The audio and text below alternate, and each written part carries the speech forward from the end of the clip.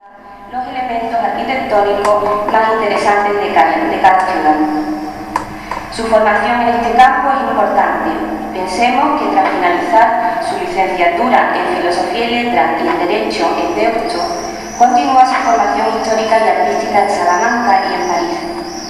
En este contexto podemos citar sus obras Los Vanderbilt en Cádiz, Introducción al estudio de la arquitectura en Jerez o El escultor Alfonso Martínez en Cádiz. Su predilección por la ciudad de Jerez no se nos escapa a ninguno. De hecho, sus vinculaciones con nuestra vecina ciudad fueron muy fuertes desde su época de profesor. Así, y como es de todos conocido, participó en la creación del Centro de Estudios Jerezanos. Su bibliografía sobre la historia de Jerez es amplia, variada e interesante. Entre estas obras podemos destacar Historia social de Jerez de la Frontera al fin de la Edad Media, Noticias y documentos referentes al Alcázar de Jerez, Carlos V y Jerez y la historia de Jerez de la Frontera en 3 volúmenes, de los cuales solo vio publicado el primero. No se le escaparon a este atento investigador temas hoy tan de actualidad entre los historiadores contemporáneos como la historia del vino de Jerez o Juegos de Toros y Cañas. A través de 2 jerezanos ilustres, llega Hipólito Sancho a comentar con otros temas históricos alejados geográficamente de su centro de interés, de la bahía. A Alba Núñez, cabeza de vaca, personaje cuya experiencia americana aún sigue fascinando a quienes se acercan a su biografía, dedicará un estudio que aportaba datos nuevos sobre sus hasta entonces oscuros antecedentes. A Pedro de Vera, gobernador de Canarias, dedicará 4 pequeñas obras. A través de este controvertido personaje, llegará a interesarse por la historia de las Islas Afortunadas, concluyendo sus estudios con Miscelánea Histórica Canaria del siglo XV. La época del fin del medievo, la expansión marítima de los hombres de la bahía y las relaciones con el norte de África también fueron objeto de su interés. Una de las figuras que más le llama la atención es Pedro Estopiñán de Virués, conquistador de Melilla, a quien dedica 3 estudios. En esta línea encontramos también la cooperación española y la obra portuguesa en África, documentos para el estudio del abastecimiento de las plazas portuguesas desde el sur de España y piratería maometana de las costas andaluzas de Gibraltar a Guadalquivir. A la historia de Cádiz dedica relativa poca atención al margen de los estudios artísticos. Su obra más interesante considero que es Estructura y perfil demográfico de Cádiz en el siglo XVI.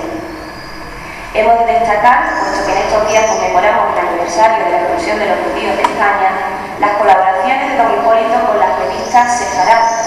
Atento a cualquier tema de interés, publicó en ella Contribución a la historia de la judería en Jerez, la judería del puerto y un documento interesante sobre la expulsión de los judíos. Hemos dejado para el final de esta catalogación bibliográfica, quizás un tanto heterodoxa, el tema del puerto. Nuestro ilustre paisano no escribió demasiadas obras sobre nuestra ciudad. En cambio, creemos que 2 de ellas pueden ser consideradas como muy importantes dentro del conjunto. La primera de ellas es el puerto de Santa María en el descubrimiento de América. Es evidentemente una de las obras más atractivas en estos momentos de auge de los temas americanistas y, como puede suponer, es una de las que más me interesan a mí. En ella, don Hipólito colabora con don Rafael Madrid en la primera aproximación global que se ha hecho sobre las vinculaciones de nuestra ciudad con el Nuevo Mundo.